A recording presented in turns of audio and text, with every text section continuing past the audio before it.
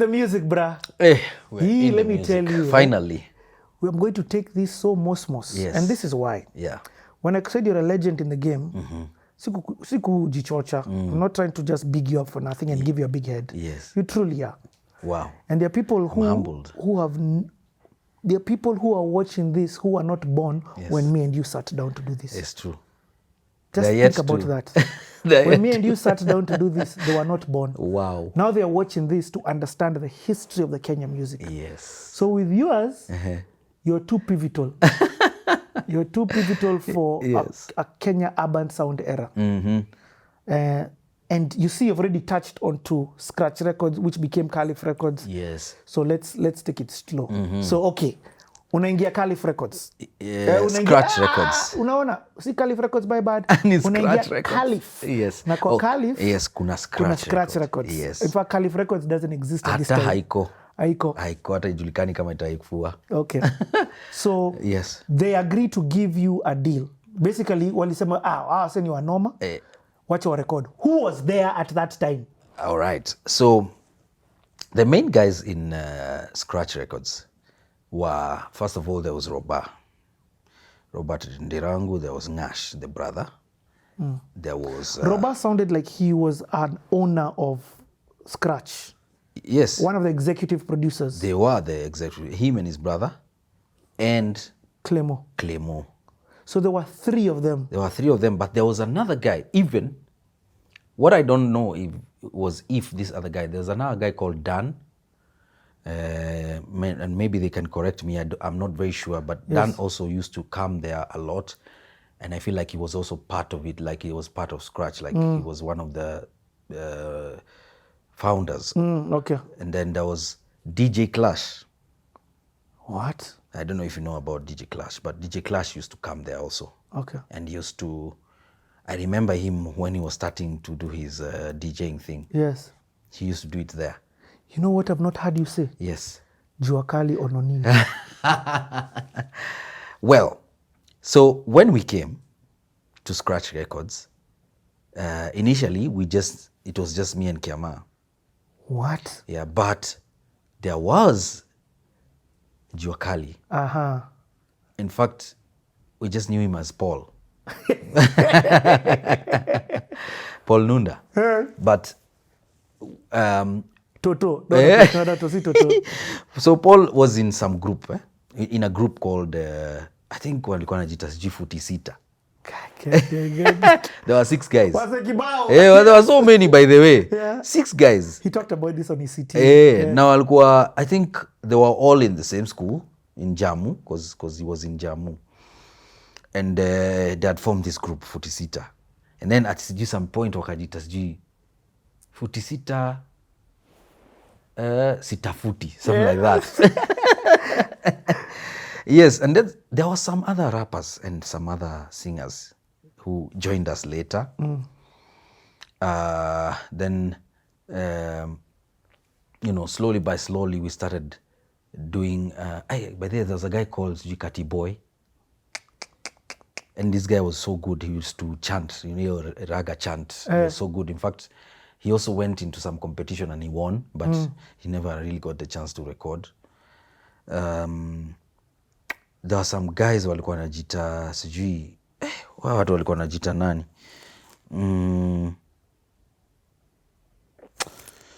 I've forgotten the name, but they used to rap in Kamba.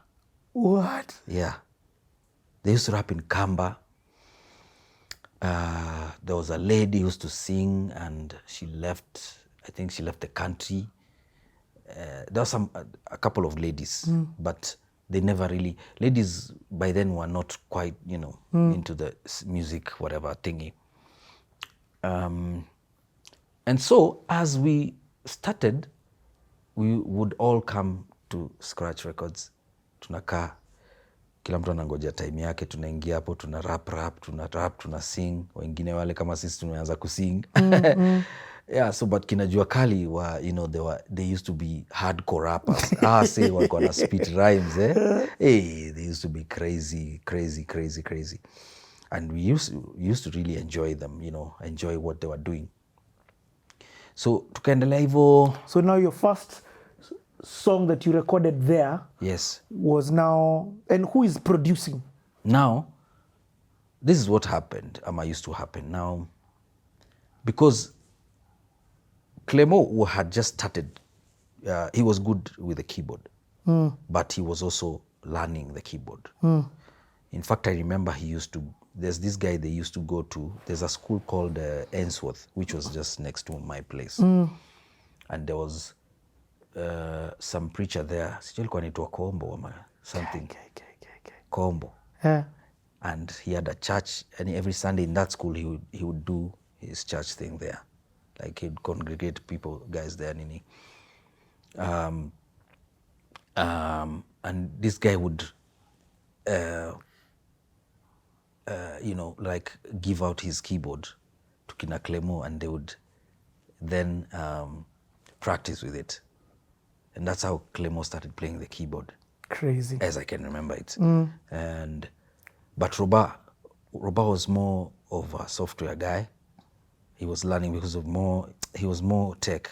Yeah, but he also knew about writing.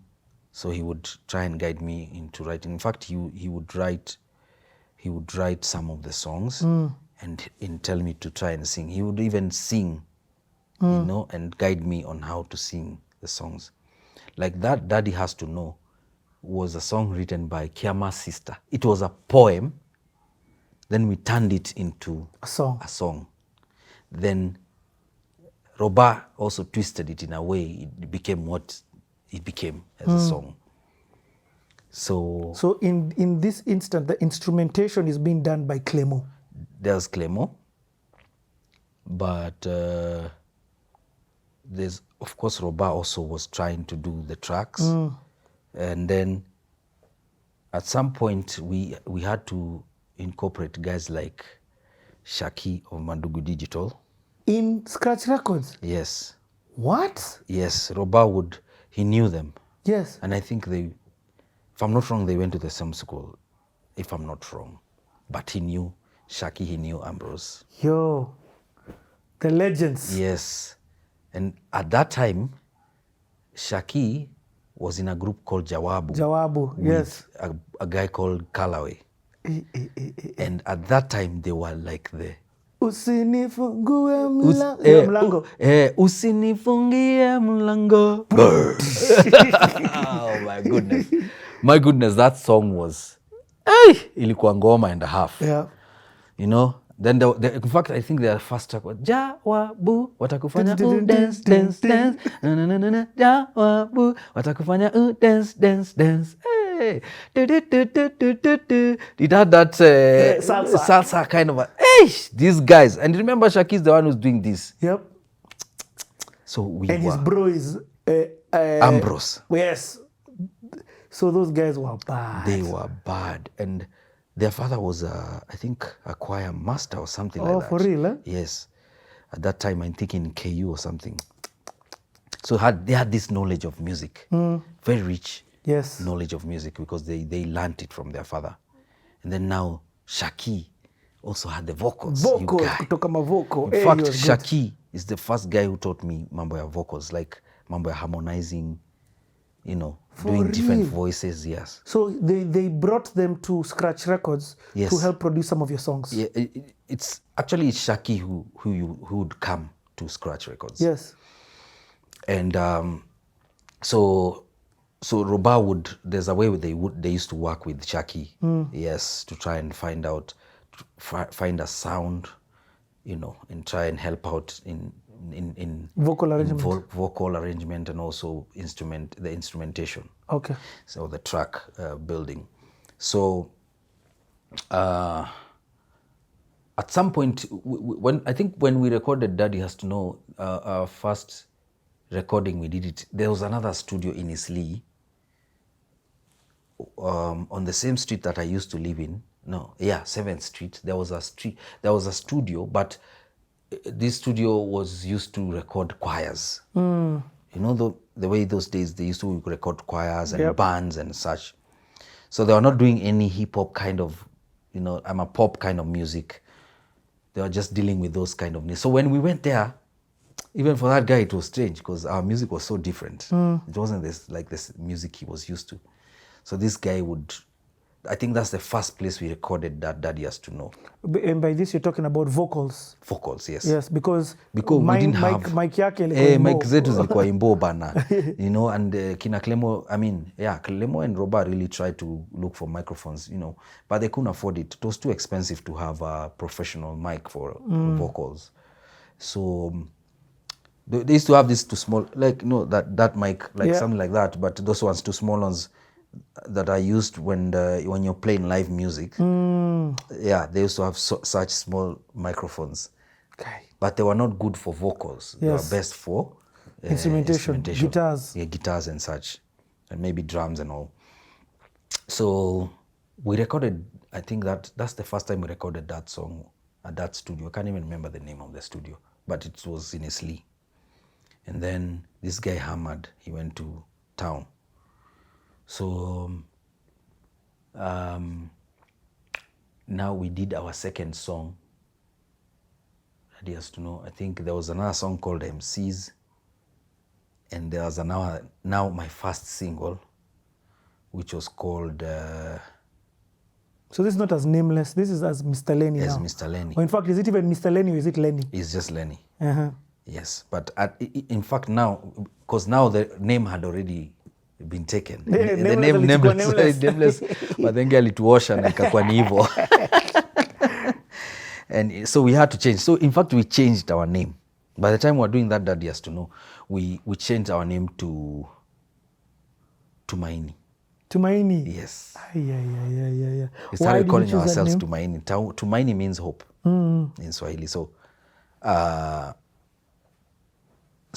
that name represented, the hope that we had, and we still had hope even though our name had been taken.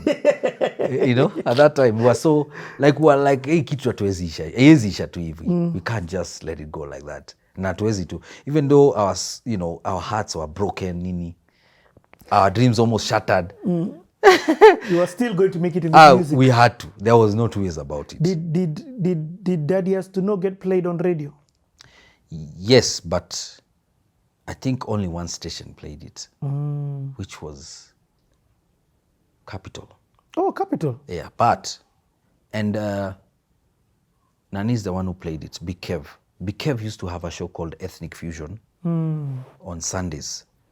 He only had that one show every Sunday night from, I think, 10 to midnight. And he only used to play local music, Kenyan music. That was, he had started now just focusing on Big Kev. Big Kev, the late Big Kev. I didn't know he had a show on Capital. He had a show in Capital. Ethnic Fusion, I remember very well. And it was, every young guy at that particular time, they would wait for that particular show because it was for the youth, for the young guys. And it's got locals, man. Yeah, bana. So it was such a big thing, and every upcoming artist would take their songs to Big Kev. And Big Kev was so kind enough to air the music. How did it feel hearing your song on radio for the first time? Kwanza your song, it was a very slow song. Hey, no man. But that's the first time I realized, wow, like I actually can do this thing. We can do this thing. Daddy Has to Know, my goodness. We've gotten our first ever song on radio and it's playing. It's not playing on all radio stations, but imechezwa mahali. And I think the only other station we played was Metro, I think, Metro Radio, something like that. But the song never really exploded. Yes. But now I've heard you say as well that now you recorded your song. Yes, Tumaini. Huh? No, hold on kidogo. Let me.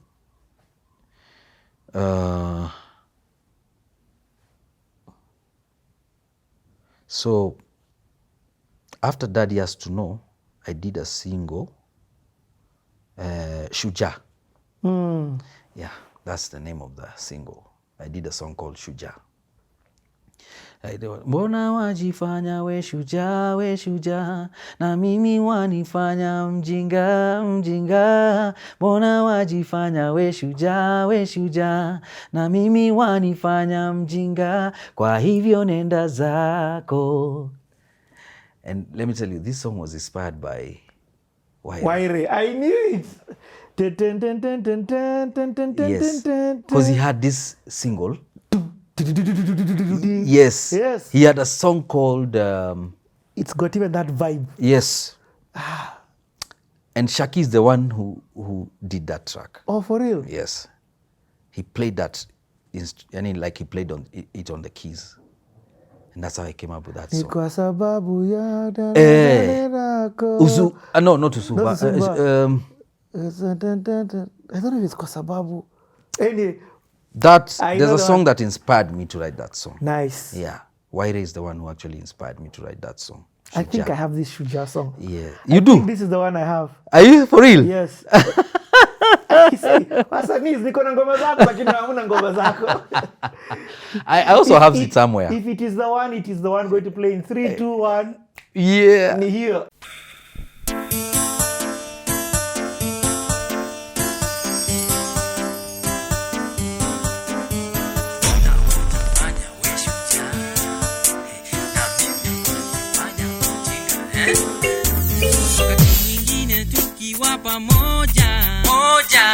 Kucheka na kula pamoja, wakati mwingine sisi huenda tembea ng'ambo moja hadi nyingine, tukiwa na mabeste sisi upiga story na kufanya mambo mengi pamoja, lakini ukiwa peke yako wewe unisengenya, unichochea, kwa hivyo nenda zako. Mbona wajifanya we shujaa, na mimi wanifanya mjinga, mbona wajifanya we shujaa, na mimi wanifanya mjinga, kwa hivyo nenda zako.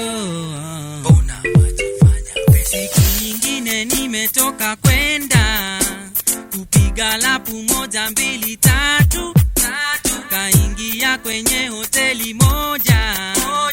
Sikuamini macho yangu nilipoona umeshika mkono wa mpenzi wangu, ukimwambia vile wampenda, na bado wajiita we rafiki. Hiyo siyo njia, lakini wajifanya we shujaa, na mimi wanifanya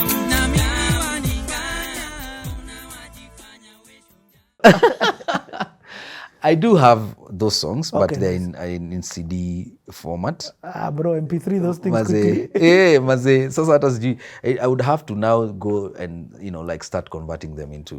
Convert hiyo lazima tucheze wase. Pale imetoka. And then so after that. So at this time in the industry, I don't want to call it your competition, but you are the people who are doing what you're doing. Yes. In terms of male singing, there's Shaki and just Waire. Yes. Actually, Waire, the Shaki actually was, I think they were some of the first R&B artists. Yes. Waire is in a group. Yeah, Waire is even Shaki was in a group. See, ilikuwa inaitwa Jawabu. Yes. Yes, but he is a singer. Yes. Shaki is a very good singer. And then I think now ndio sasa because kina Shaki worked with Josiah, right? Yes, and I think they did that first, then Samawati. In Samawati, yes. With Susan Kibukosia. Yes, Susan Kibukosia. Wow, you just reminded me now that there's some songs I did in Samawati. I'll remind you of a place that I know you forgot.